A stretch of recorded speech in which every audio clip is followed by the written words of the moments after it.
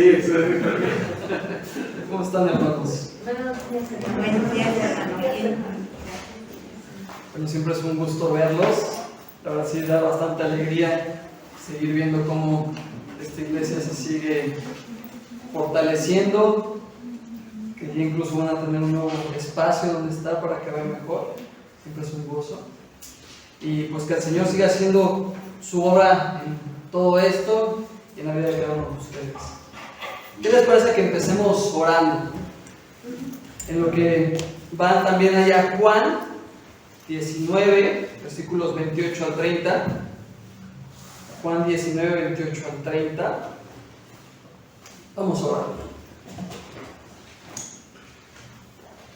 Padre, te doy infinitas gracias por esta iglesia que tú has formado y que sigues tú fortaleciendo, esforzando, haciéndola crecer, no en términos de números o espacios, Padre, sino que sigan profundizando en tu palabra y conocerte más y mejor.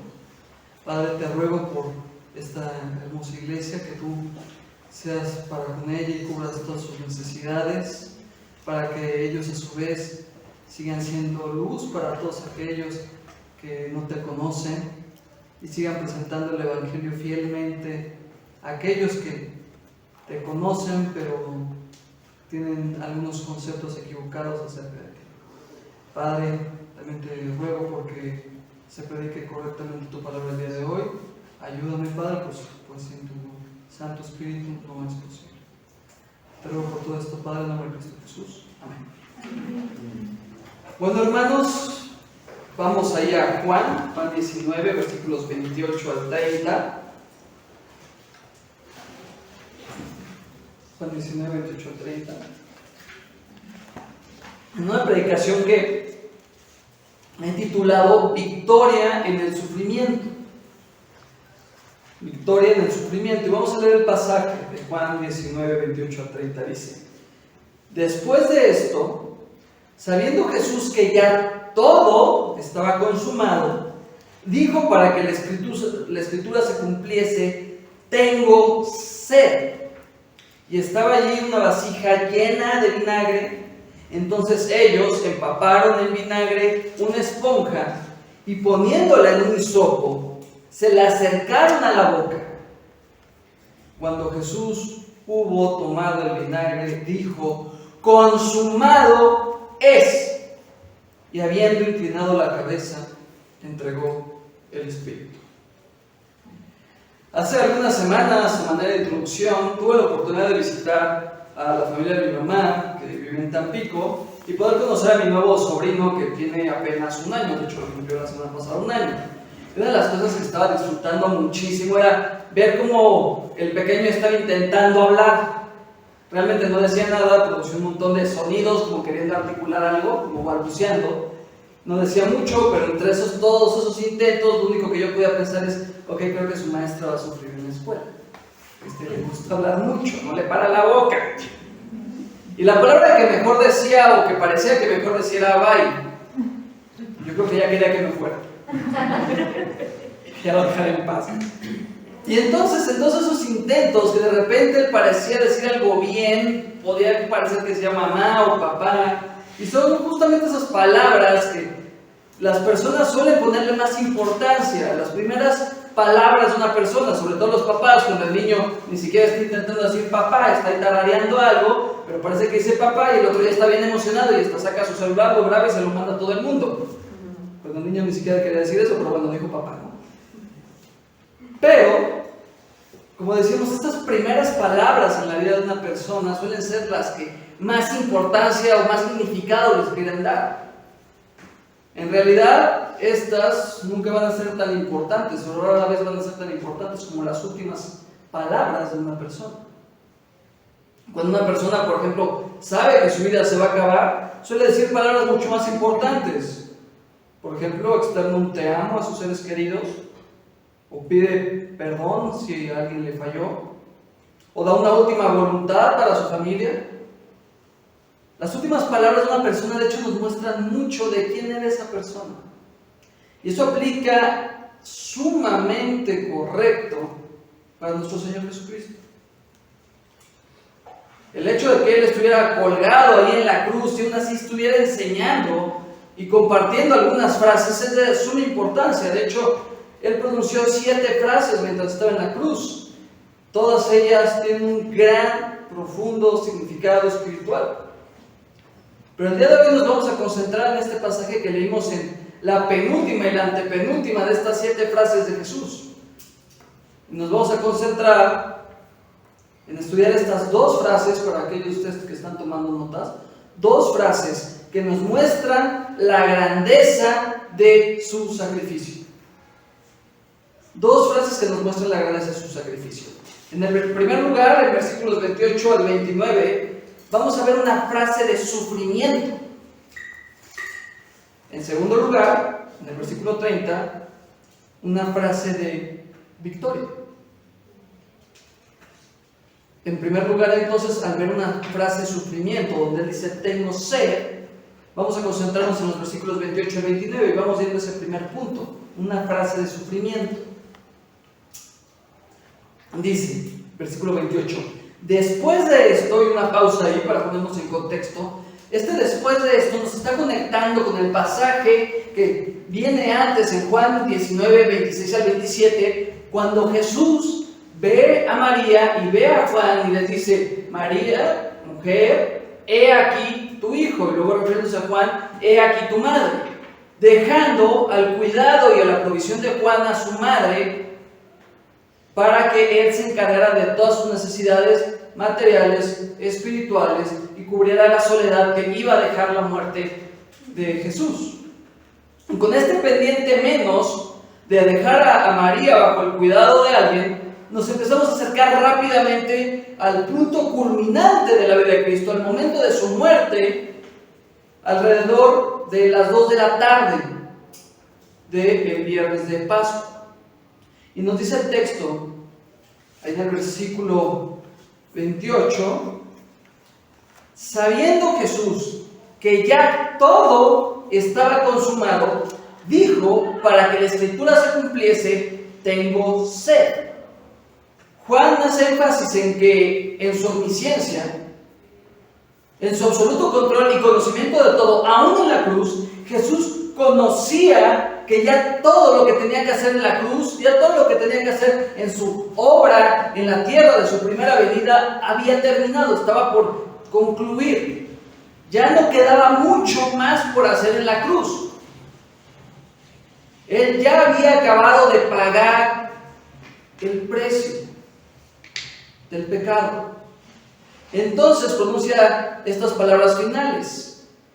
Y entonces dijo, para que la escritura se cumpliese, tengo sed. Y existen al menos 2 maneras de entender este pasaje o de dividir este pasaje en términos de sintaxis.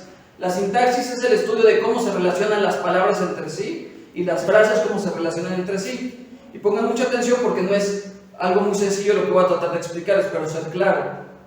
Una primera postura nos dice que debemos unir la expresión para que la escritura se cumpliese con lo que viene antes, sabiendo que todo estaba consumado, es decir, leyendo, todo estaba consumado para que la escritura se cumpliese. De este modo, lo que Juan estaría diciendo es que el cumplimiento no es una porción específica de la escritura, sino que ya había cumplido con la generalidad de las profecías de las escrituras, que ya había cumplido con todo lo que la escritura enseñaba.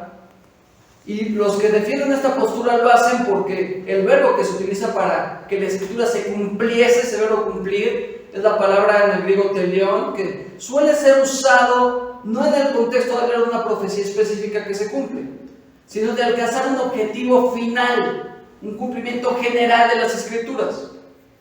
Sin embargo, la sintaxis también nos permite otra postura, y es relacionar la frase de para que la escritura se cumpliese, no con lo que viene antes, sino con lo que viene después. Es decir, la frase tengo sed. Leyéndose entonces, dijo para que la escritura se cumpliese, tengo sed. De este modo, el cumplimiento del que se está hablando no es de la generalidad de las escrituras, sino de una profecía específica.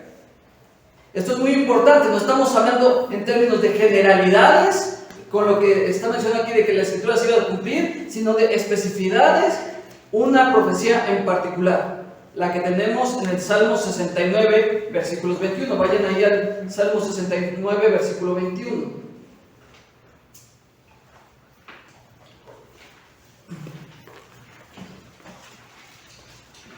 Y si bien, como le mencionábamos ahorita, ambas interpretaciones son gramáticamente posibles, me inclino a pensar que la segunda alternativa es la correcta. En primer lugar, porque Cristo en muchas ocasiones cumplió detalles específicos de las Escrituras de manera intencional, de manera deliberada. Él procuró cumplirlas al pie de la letra y así lo hizo siempre. Y en segundo lugar, por el hecho de que Juan ha citado este Salmo 69 que vamos a leer antes, por ejemplo en Juan 2:17 y en Juan 15:25. Pero en tercer lugar y más importante es la exactitud de lo que está descrito en este Salmo 69:21 con la realidad de lo que Cristo iba a vivir después de que él dijera la palabra tengo sed. Y por exactitud me refiero incluso a que la palabra vinagre, que es lo que le dieron a beber aquí en el versículo 29 que vamos a estudiar, es la misma palabra que aquí en el Salmo 69:21 se utilizó para traducir a la Septuaginta. La Septuaginta es la traducción del Antiguo Testamento al griego que se hizo en el siglo II antes de Cristo. Es decir, Juan utiliza la misma palabra que ya se conocía, que se había utilizado en esta profecía, para escribir en su Evangelio. Entonces podemos concluir que Juan está buscándonos apuntar hacia este salmo que nosotros tenemos enfrente ahora mismo, Salmo 69:21, a esta profecía concreta que dice: me pusieron además hiel por comida, y en mi sed me dieron a beber vinagre. Que es justo lo que sucede en el momento que Jesús pronuncia esta frase. Lean ahí el versículo 29. Y estaba allí una vasija llena de vinagre. Entonces ellos empaparon en vinagre una esponja y poniéndola en un hisopo, se la acercaron a la boca. Es importante notar que en términos físicos, Jesús debió haber tenido no simplemente un poco de sed, sino una terrible sed. La crucifixión de Cristo había implicado horas de deshidratación. Desde el huerto del Getsemaní, la noche anterior nos dice que sudó grandes gotas de sangre, lo que implicaba un proceso de deshidratarse. Después fue arrestado y pasó toda la noche entre juicios con los judíos, juicios con los romanos, siendo azotado, perdiendo mucha sangre, deshidratándose más. Y entonces, luego, había cargado la cruz, o la parte superior de la cruz, que se cree que era lo que llevó una cruz larga completa de 3 metros, como a veces se ilustra en la tipografía católica romana, sino en la parte superior, el poste superior, que así era bastante pesado para alguien que llevaba toda la noche despierto, había sido azotado y estaba desangrándose. Y entonces, cargando todo este sufrimiento, todo este dolor, y haciendo todo este esfuerzo físico, Jesús era lógico que se encontraba sumamente deshidratado. Y finalmente, si consideramos el esfuerzo que involucraba estar colgado en la cruz, porque estar colgado en la cruz no era simplemente ya me colgaron aquí y estoy casi como si estuviera en una hamaca, sino que era bastante desgastante, porque para poder seguir respirando tenía que hacer un esfuerzo de levantar sus manos con los clavos ahí y las piernas rasgando, causando un profundo dolor, y levantarse para lograr que el diafragma no se subiera y entonces poder seguir respirando. La crucifixión no mataba ni porque te desangrabas, ni por el sol, ni por el hambre, mataba por asfixia.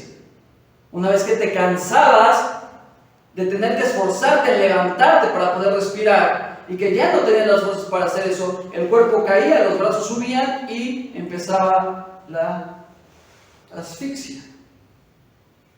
Bueno, y todo esto lo hizo en un calor de unos 25 grados en un clima semiárido. Por eso cuando Jesús dice, tengo sed, es porque en efecto estaba sumamente deshidratado y nos regresa la mirada a una verdad magnífica. esta verdad es la humanidad de Jesús. Nuestro Señor Jesucristo, a pesar de ser Dios, tuvo que atravesar por completo por cada etapa de la condición humana y por cada sufrimiento de la condición humana. Las Escrituras nos enseñan que Jesús era 100% Dios y 100% hombre. De hecho, es curioso notar que durante los primeros siglos de la Iglesia, ninguna de las herejías que atacaban la persona de Cristo se enfocó en negar su deidad, en negar que Él era Dios, como actualmente hay herejías que quieren enseñar eso. En aquel entonces, en los primeros siglos, lo que atacaban era su humanidad. En su primera epístola, de hecho, de Juan, encontramos que él está combatiendo una herejía llamada docetismo, que era una forma inicial o temprana del gnosticismo, y afirmaba que Jesús no había venido en la carne, sino solamente en el espíritu, porque ellos decían que la carne era mala, pero el espíritu era bueno, y entonces Jesús no había podido venir en la carne porque hubiera sido malo, según esta herejía. Y entonces solamente había venido como espíritu, como apariencia de, y que no había sido literalmente crucificado, sino que parecía que había sido crucificado.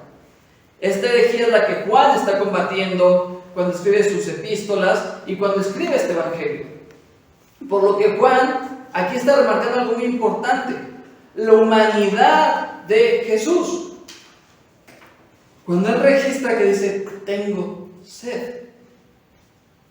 La Biblia nos enseña que en su humanidad, él nació como cualquiera de nosotros, fue un bebé como todos, al que le tuvieron que cambiar los pañales, le tuvieron que dar de comer, lo tuvieron que ayudar a que aprendiera a caminar, lo tuvieron que ayudar a desarrollarse como un pequeño niño que crecía, dormía, comía, tenía sentimientos, emociones y sufría como cualquier otro ser humano. De hecho, su experiencia con el sufrimiento pudo haber sido 1000 veces, infinitamente más profunda que la nuestra, porque si consideramos que él antes de venir estaba a la diestra de Dios y no había pasado por la condición humana del sufrimiento de pertenecer a una raza caída, ahora él estaba pasando por ello. Entonces fue una amplia y profunda experiencia con el sufrimiento que tuvo su punto más profundo en el momento que pagó por el pecado de todos nosotros ante el Padre, que era justo lo que acababa de suceder en este pasaje. Durante las horas anteriores a esto, el cielo se había oscurecido y él había preguntado, Padre, ¿por qué me has abandonado? Por primera vez en toda la eternidad, el Padre y el Hijo se encontraban en cierta forma separados. Pero él pasó por toda esta experiencia humana, atravesó toda la experiencia humana, atravesó todo el sufrimiento que nosotros podemos atravesar y más, siendo también 100% Dios y sin pecar en nada de esto.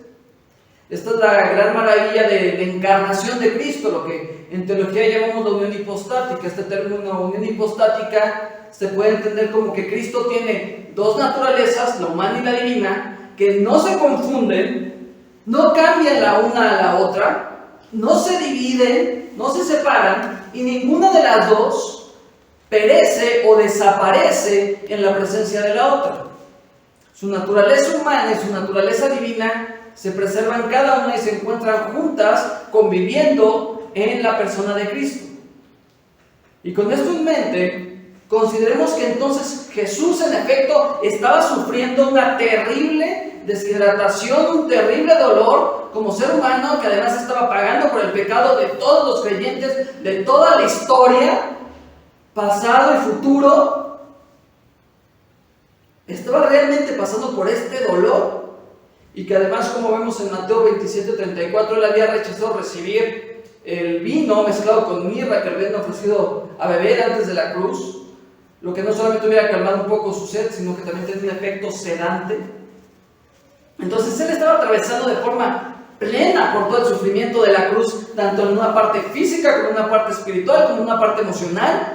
Y sin embargo es muy interesante notar que pese a todo esto, él no pide de beber porque tuviera sed.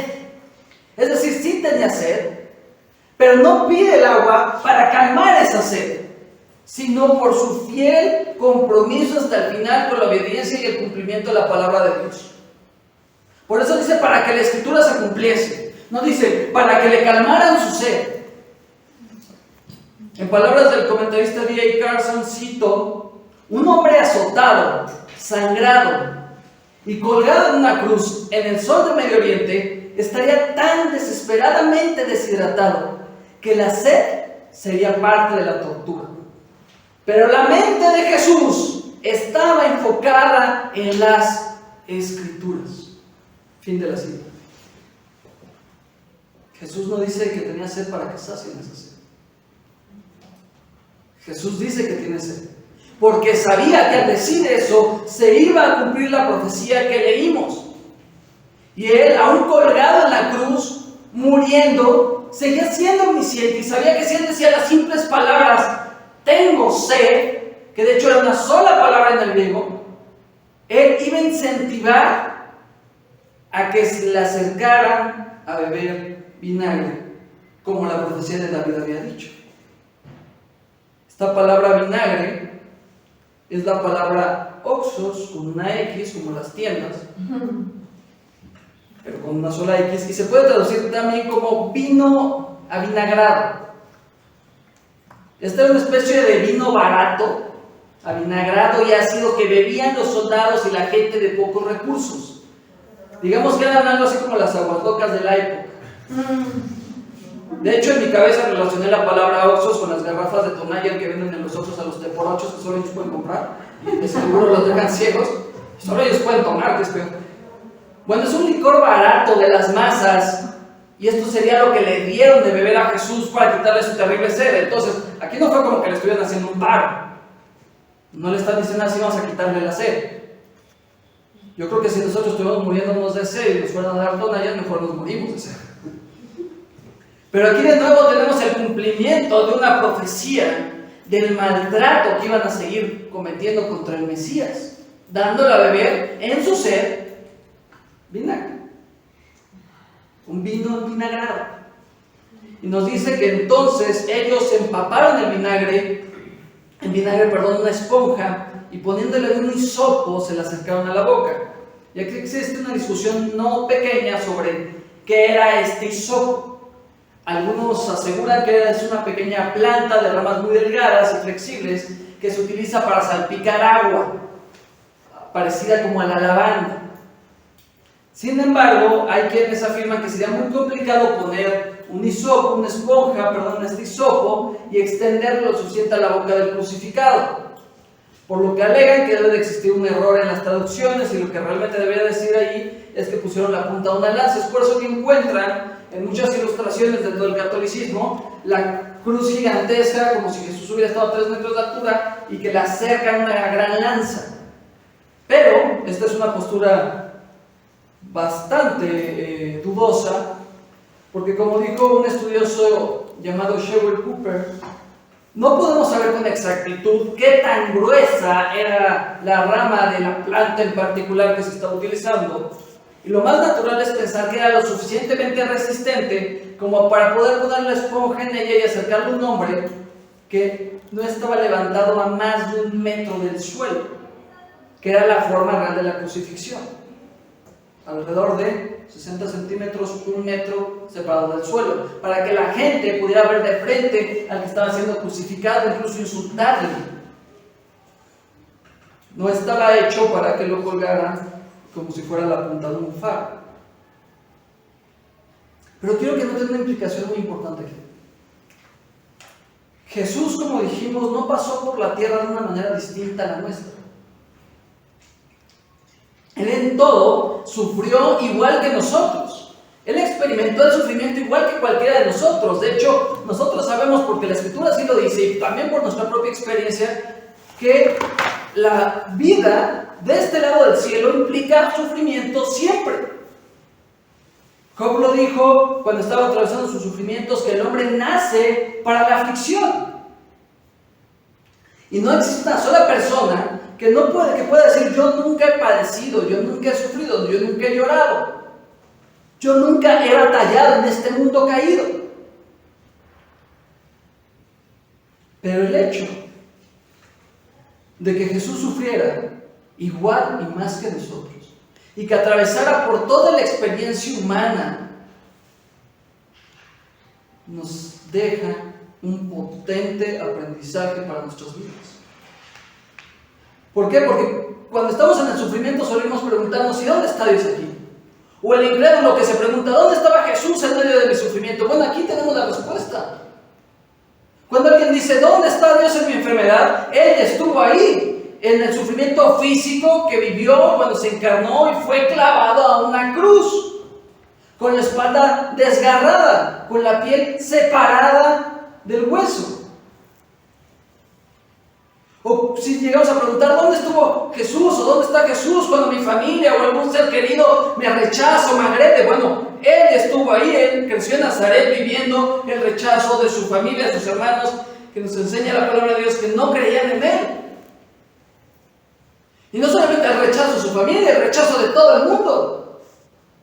O cuando preguntan, ¿dónde está Jesús cuando ha sido maltratado? Ahí en la cruz siendo maltratado, más que cualquiera de nosotros. ¿O dónde está Jesús en mi ansiedad? Él estuvo ahí en el Getsemaní, sangrando, sudando sangre, afligido hasta la muerte. ¿O dónde está en mis deudas? A ver, les recuerdo que nació en una aldea pobre de Medio Oriente donde apenas había para comer de vez en cuando. ¿Dónde está mi depresión? Él ya estuvo ahí, en una cruz, sintiendo el abandono del Padre mientras pagaba dolorosamente por hasta el pecado más pequeño de sus escogidos. No existe, escúchenme bien, no existe un solo sufrimiento que podamos atravesar, que vayamos a vivir o que hayamos pasado, del cual Él no pueda compadecerse, del cual Él no entienda, el cual Él no haya ya vivido antes. Y sobre todo, lo más importante, sobre el cual Él no haya ya tenido victoria. Porque se enfocó en las cosas correctas. Porque en su sufrimiento se enfocó en llevar a cabo el propósito del Padre, en cumplir la voluntad del Padre, en aferrarse a las Escrituras, y en ello tuvo victoria. ¿Cómo lo podemos saber? Por la siguiente frase, nuestro siguiente punto, donde pasamos de este sufrimiento tan tremendo que estaba atravesando hacia la victoria de todo el plan de redención. Nuestro segundo punto, una frase de victoria, versículo 30. Dice el versículo 30, cuando Jesús hubo tomado el vinagre, dijo, consumado es. La mejor manera de entender esta palabra dijo, no es simplemente que Él susurró o que lo pronunció en un tono de voz medio, sino que Él gritó, consumado es. Y esta frase, consumado es, en el griego es una sola palabra. Tal vez la han escuchado antes, tetelestai. Esta es probablemente la palabra con más significado y más profundidad que encontraremos en todo el Evangelio de Juan y probablemente en todas las Escrituras. Spurgeon decía de esta palabra, para explicarle, y cito, se necesitaría de todas las demás palabras que fueron pronunciadas o que pueden ser pronunciadas. Su significado es supremo, no puedo alcanzarlo. Es profundo, no puedo sondearlo. Fin de la cita. Y esta palabra, este término tetelestai, se utilizaba en distintos contextos. Por ejemplo, cuando alguien terminaba una misión, cuando alguien había cumplido un trabajo, cuando alguien había terminado sus obligaciones religiosas, decía tetelestai. Por ejemplo, cuando un siervo, un esclavo, terminaba un trabajo que le había mandado su amo, él llegaba con el amo y le decía, amo tetelestai, consumado es. Y no olvidemos que el Mesías se le llamaría el siervo de Dios. O por ejemplo, cuando una deuda era liquidada, en el papel que tú tenías donde decía cuánto dinero debías, cuando tú pagabas, la sellaban y decía tetelestai. Ya está pagado. Un atleta cuando terminaba una carrera podía utilizar este mismo término. Pero entonces aquí nos podemos y debemos hacer la pregunta, cuando Jesús dijo tetelestai, ¿qué se consumó? ¿Qué se estaba consumando en este momento? ¿Qué era lo que Jesús estaba llevando a cumplimiento? Una explicación correcta, pero algo limitada, es que él se estaba refiriendo a su propia vida, al cumplimiento de la profecía de que el Mesías tenía que morir, como él mismo lo anunció en Lucas 9:22. Y en efecto, la vida de Cristo iba a terminar, pero cuando él dijo consumado es, era esto, pero era más que esto. Porque como dijimos, el significado es más grande y más profundo que el mar y más de lo que podemos meditar acerca de esto a lo largo de todas nuestras vidas. Porque nunca vamos a acabar de entender de manera total, profunda, todo lo que Cristo consumó para nosotros en la cruz. Pero aquí vamos a tratar de mencionar algunas de las principales cosas que Él consumó cuando estaba ahí gritando Tetelestai. En primer lugar, Cristo consumó la voluntad del Padre que le mandó. En Isaías 42:1, vayan allá a Isaías 42:1, Él se está refiriendo a su Hijo como su siervo. Isaías 42:1.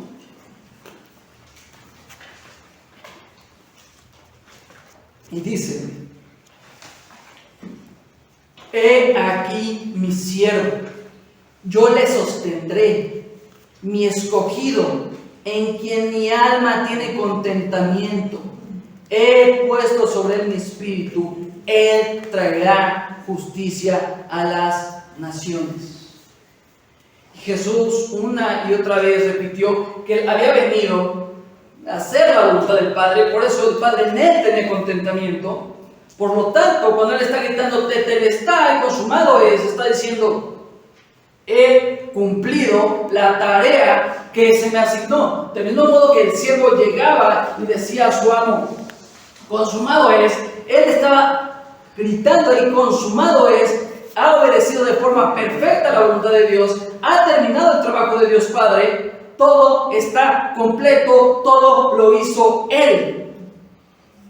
La voluntad que nosotros nunca habremos podido cumplir, la cumplió Cristo. Porque si Cristo no hubiera pronunciado esta palabra perfecta que consumó la voluntad del Padre, nosotros no la podremos haber pronunciado.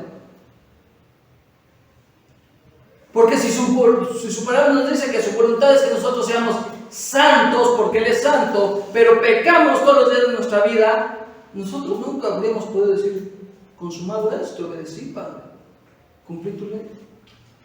Jamás. Pero Cristo sí pudo. Él consumó de manera perfecta la voluntad del Padre en las obras que llevó a cabo desde su nacimiento hasta la cruz, obras que nosotros nunca habríamos podido cumplir. Una segunda cosa que Jesús consumó, además de cumplir la voluntad del Padre, Él consumó las profecías de la primera venida del Mesías. Son muchísimas las profecías que Cristo cumplió de manera perfecta y literal en su primera venida, como por ejemplo morir por el método de crucifixión, como que repartieran sus vestidos y echaran suerte sobre ellos, o lo que acabamos de leer, que le dieran a beber vinagre. Y así podemos contar más de una centena de ellas en el Nuevo Testamento. Incluso al punto de cumplir su muerte y resurrección. Vayan allá a Lucas 24, 45 al 46.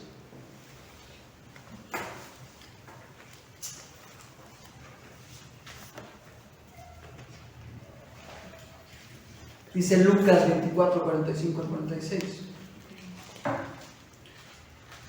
Entonces les abrió el entendimiento, esto es Jesús con sus discípulos, habiendo ya resucitado, para que comprendiesen las Escrituras, y les dijo: así está escrito, y así fue necesario que el Cristo padeciese y resucitase de los muertos al tercer día. Entonces, cuando Cristo grita aquí Tetelestai, es porque consumó al pie de la letra cada una de las profecías que se habían determinado que Él cumpliera como el Mesías hasta este momento, en su primera venida. Otra cosa que Cristo consumó en la cruz, en tercer lugar, el cumplimiento perfecto de la ley. Como sabemos, ningún ser humano a lo largo de toda la historia, ni Antiguo Testamento, ni después de eso, ni al presente, puede cumplir de manera perfecta la ley de Dios. Nadie de nosotros está a la altura de cumplir el estándar perfecto de justicia, obediencia y santidad que la ley demanda. Porque si nos fuéramos al estricto sentido, donde Él incluso les ordenó una dieta diferente para que se distinguieran del resto, no porque la dieta como tal los hiciera más santos, sino para que su pueblo se distinguiera del resto de los pueblos. Bueno, ¿quién de aquí ha desayunado alguna vez carnitas? Ya no cumplió la ley. Si les gusta el tocino, ya valió. Yo amo las carnitas. Qué bueno que no nací en el Antiguo Testamento. Nadie de nosotros está a la altura de cumplir con el estándar de justicia, obediencia y santidad que la ley demanda. Pero ese estándar tenía que ser cumplido. Dios no podía hacer a un lado su santidad y aceptar a un montón de hombres que le faltaban permanentemente al respeto, que lo agredían, que pecaban en su contra, que mienten, que engañan, que roban, por decir solamente algunas de las largas listas de pecados que los hombres cometemos, por decir los más comunes. Pero Él no podía hacer a un lado su santidad y decir entonces, no pasa nada. Por eso dijo en Mateo 5, 17 y 18, se los leo: no penséis que he venido para abrogar la ley de los profetas. No he venido para abrogar, sino para cumplir. Porque de cierto os digo que hasta que pasen el cielo y la tierra, ni una jota, ni una tilde pasarán de la ley hasta que todo se haya cumplido. Entonces, cuando Él grita consumado es, tetelestai, está gritando, se cumplió la ley, se cumplió al pie de la letra. La ley que ni tú, ni yo, ni nadie podría haber cumplido.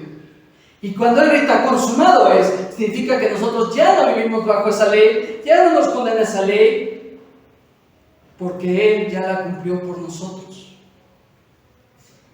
Lo que nosotros no logramos cumplir ni 5 minutos al día, Él lo cumplió por toda su vida, incluso en la cruz. Porque nosotros sin ese consumado es, sin ese tetelestai, sin ese grito de victoria, hubiéramos llegado al cielo, hubiéramos presentado, hubiéramos tenido que decir, no lo consumé, no consumé tu ley, y entonces hubiéramos sido enviados al infierno. Pero por esto hoy podemos ir al cielo en los méritos de quien sí consumó perfectamente la ley. Una cosa más que Jesús consumó en la cruz, Él consumó el pago del rescate por el pecado. Como dijimos, cuando una deuda era saldada, era pagada, en el recibo ponían esta frase tetelestai, deuda saldada, está pagado, ya no debes nada. Y nosotros éramos esclavos del pecado, esclavos de nuestras concupiscencias, pero Cristo ya pagó por ese rescate. Como dice el 1 de Pedro 1, 18 al 19, se los leo, dice: sabiendo que fuisteis rescatados de vuestra vana manera de vivir, la cual recibiste de vuestros padres, no con cosas corruptibles como oro o plata, sino con la sangre preciosa de Cristo, como de un cordero sin mancha y sin contaminación. Entonces, cuando Él está ahí gritando tetelestai, es porque Él ya pagó por el rescate por nosotros. Ya no somos esclavos del pecado, ya no somos esclavos de nuestras concupiscencias, ya no tenemos la necesidad de seguir pecando, ya no estamos aprisionados a solamente seguir nuestros más bajos instintos o anhelos. No, ahora somos libres, libres de vivir en santidad, libres de vivir sin pecado, libres de luchar contra lo que el Señor nos va a mostrar, lo que está mal en nuestras vidas, y pelear contra eso hasta tener victoria en Cristo. Eso es lo que Él estaba diciendo en este momento. Otra cosa que Cristo consumó, Él consumó la obra de sacrificio. En el Antiguo Testamento se tenían que sacrificar corderos para el perdón de pecados, pagando un justo por un injusto, porque como enseña Romanos 6:23, la paga del pecado es muerte. Mas la dádiva de Dios es vida eterna en Cristo Jesús, Señor nuestro. Por eso dice Hebreos 10:12, pero Cristo, habiendo ofrecido una vez para siempre un solo sacrificio por los pecados, se ha sentado a la diestra de Dios. Cuando Él está gritando tetelestai, aquí está confirmando no solamente que ya se consumó por completo el sacrificio por el pecado, sino también que ya no se iban a necesitar más sacrificios. Recuerden, Él está muriendo, de hecho, en el momento exacto en que en el templo se estaban sacrificando los corderos de la Pascua para perdón de los pecados del pueblo. Pero el verdadero sacrificio, que no solamente limpiaba temporalmente el pecado, sino que lo quitaba por completo, se estaba dando en otro lugar, en la cruz de Cristo. Y Él ahí entonces grita, consumado es. Y esto no solamente tiene una implicación de, ok, yo ya no tengo que sacrificar corderos. No, eso no es lo importante. Lo importante es que ya se pagó para que nosotros no tengamos que pagar por toda la eternidad en el infierno. Ese es el punto, que Él fue nuestra Pascua, que Él fue nuestro sacrificio. Que si yo no voy al infierno es por lo que Cristo hizo en ese momento y porque Él gritó, tetelestai, consumado es, la salvación está completa. Porque además es un sacrificio suficiente. Cuando decía consumado, no significaba que te había faltado un poco de tu deuda, se había saldado toda la deuda, entonces ya no hay nada que yo pueda agregar o quitar a mi salvación. Una más, Cristo consumó el plan de redención. A lo largo de la historia bíblica se estaba esperando el momento en que Dios redimiera a la raza caída, a la humanidad. Que después de la desobediencia de Adán y Eva, se introduce el pecado en el mundo, y entonces Dios anunció desde aquel entonces un plan para redimir a la creación. Un plan para que volviéramos al estado original, al estado del Edén, en cual no habría pecado. Y esto es lo que tenía en mente el profeta Ezequiel, ahí en Ezequiel 36, 26 al 28. Vayan ahí, Ezequiel 36, 26 al 28.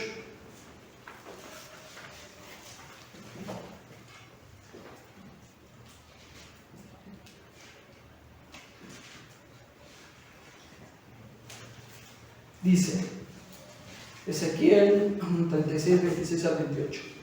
Os daré corazón nuevo y pondré espíritu nuevo dentro de vosotros, y quitaré de vuestra carne el corazón de piedra, y os daré un corazón de carne, y pondré dentro de vosotros mi espíritu, y haré que andéis en mis estatutos y guardéis mis preceptos, y los pongáis por obra. Habitaréis en la tierra que di a vuestros padres, y vosotros me seréis por pueblo, y yo seré a vosotros por Dios. Esta profecía de redención es la que se ha cumplido en parte, pero que ya está asegurada para cuando Cristo vuelva en su reino mesiánico. Cuando Él gritó, tetelestai, consumado es, Él estaba asegurando que el plan para que fuéramos redimidos de nuestros pecados era algo ya seguro, que nuestro corazón iba a cambiar, que recibiremos el Espíritu Santo y estaríamos obedeciéndole, siendo santificados y alabándole hasta el punto en que Él volviera y consumara por completo el reino mesiánico. Pero la redención ya estaba consumada, ya está consumada. Ya no tenemos más la condena de la caída de Adán y Eva, sino que ya fuimos sellados por su Espíritu para restauración. Una más. Cristo consumó la victoria sobre Satanás. Génesis 3:15, Dios le dijo a la serpiente, es decir, a Satanás, y pondré enemistad entre ti y la mujer, y entre tu simiente y la simiente suya. Esta te herirá en la cabeza y tú le herirás en el calcañar. Es decir, había un descendiente de Eva que iba a aplastar la cabeza de la serpiente, la cabeza de Satanás, que lo iba a derrotar, y mientras él únicamente iba a poder lastimar su calcañar, es decir, el tobillo, que de hecho algunos dicen que era el punto por donde pasaba el clavo de la crucifixión, el hijo de la mujer, la simiente de la mujer, iba a aplastar por completo su cabeza.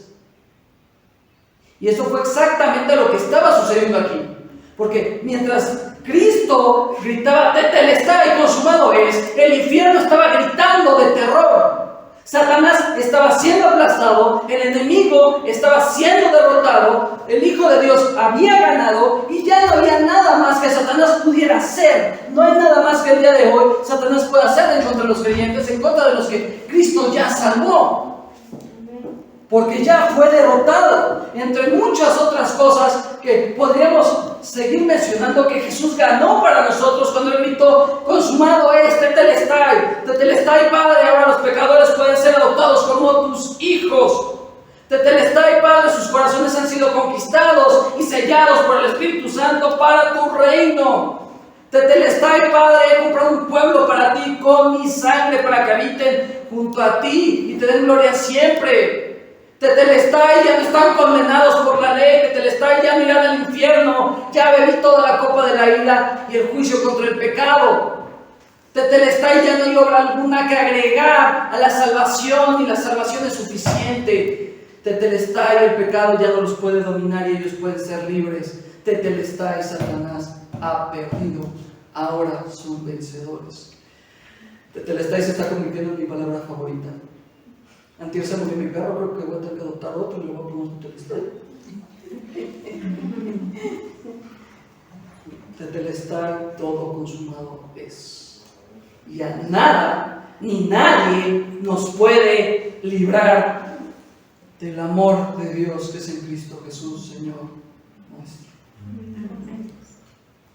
Jesús, ya sea en fuerzas físicas, desangrado y deshidratado, logra levantarse lo suficiente con esas manos clavadas y esos pies clavados para gritar a gran voz victoria: el pecado ha sido vencido, la salvación es del Señor.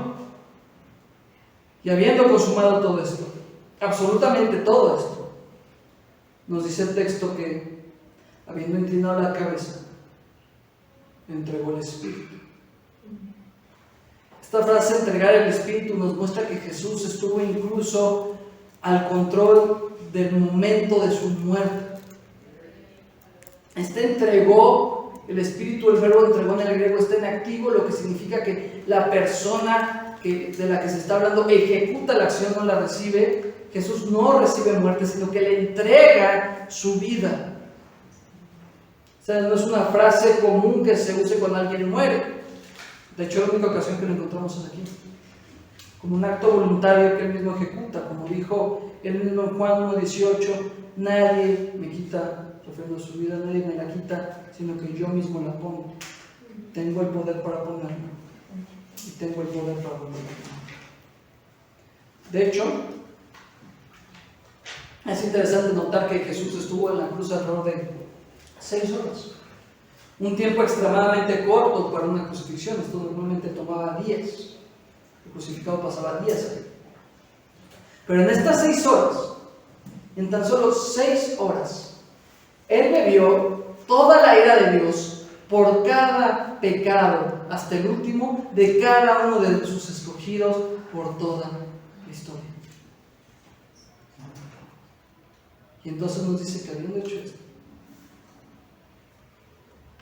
que habiendo sido culminado el plan para salvarnos, entrega su vida. Lucas 23:46 nos dice que antes de esto Él pronunció las palabras: Padre, en tus manos encomiendo mi espíritu.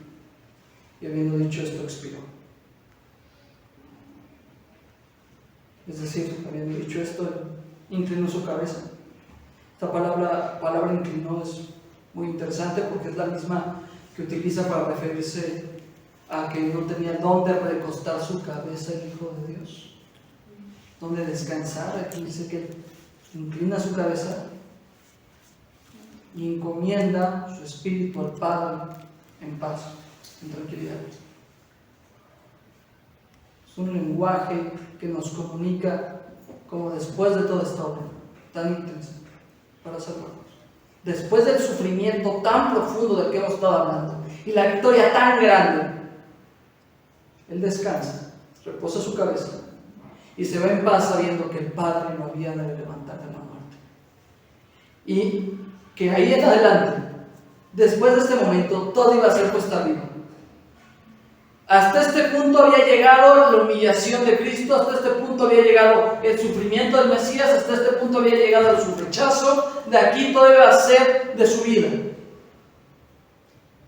El reino de Dios sería lo siguiente: su resurrección y posteriormente su ascenso junto al Padre para volver en su reino, que es lo que todos nosotros esperamos. ¿No es así?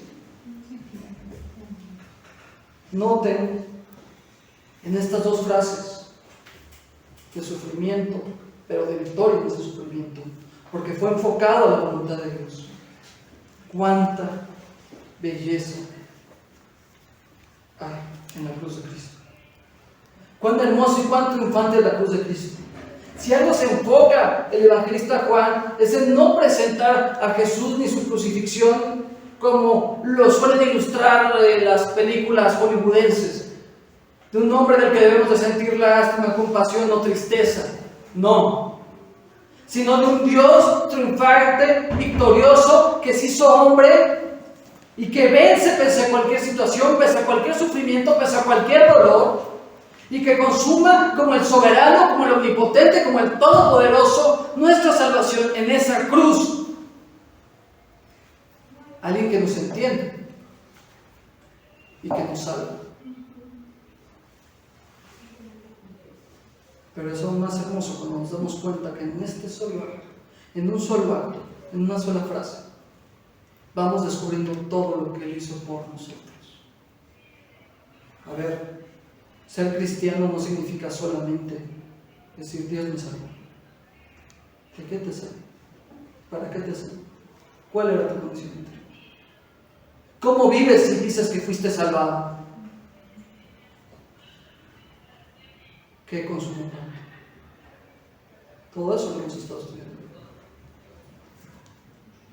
Él sabía nuestra condición, sabía en lo que estábamos, sabía cómo nos sentíamos, sabía el peso de la tentación. Pero Él ya ganó. Él ya gritó victoria. Ya no hay nada más. Ya no hay vuelta atrás. Ya no hay sufrimiento, tribulación, prueba, dolor, el nombre que tú quieras, enfermedad, que pueda cambiar lo que Él ganó. Consumado. Oramos para terminar.